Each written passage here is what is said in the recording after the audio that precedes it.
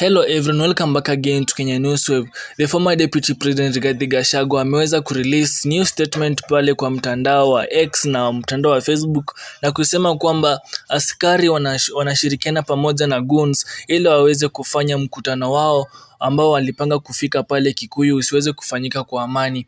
Amesema kwamba goons wanatembea pamoja na askari na wanaenda pale wanaharibu mali na pia wana block barabara, wanachoma tires, wana deflate hizo tiles za trailers na wanafanya vitu mbaya pale ili wasiweze kufanya mkutano wao ufanyike kwa amani. Na pia hapa hivyo nyuma kidogo aliweza kublame Kimani Ichung'wah kwa kutuma goons pale Kikuyu ndio asiweze kufika pale. So there have been a lot from yesterday, na pia tuliona Kimani Ichung'wah pia hapo jana kwa mtandao wa X aliweza kuandika barua kwenda kwa Inspector General, akasema kwamba Gachagua anamdanganyia kwa sababu yeye si mwenye anapanga hizo vurugu, wala sio yeye pia anapanga goons kwenda kuvuruga mkutano wa Gachagua. Amesema kwamba Gachagua yeye ndiye anafanya hizi mipango zote ili afanyiwe sympathy ama apate sympathy votes from the people.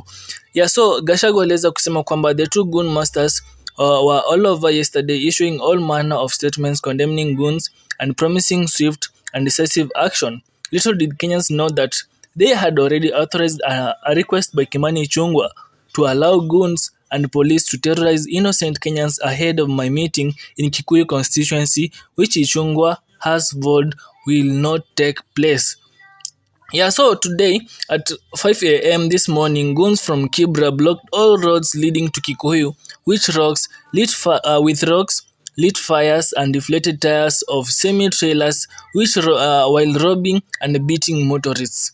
Yeah, so unaona hapa hivyo aliweza kusema kwamba walienda wakaanza kufanya wizi, kupiga watu na pia kudeflate tires za semi-trailers and trailers. So to confuse the victims, walianza kuimba one term. Wenye walianza kuimba one term, hakuna venye mngefikiria hawa ni watu wa government. Obviously mtafikiria ni watu wa Gachagua. Unaona?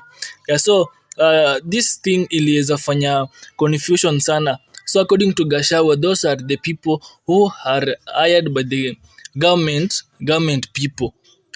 Not necessarily by the government, but allegedly by the government people to go and destroy ama waweze kuharibu mkutano wa Gachagua.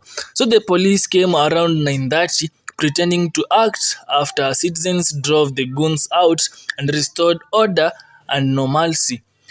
Ordinary Kenyans have taken over the police duties and are currently guarding their businesses in Kikuyu town and making sure goons are not allowed in the town to loot properties and cause mayhem.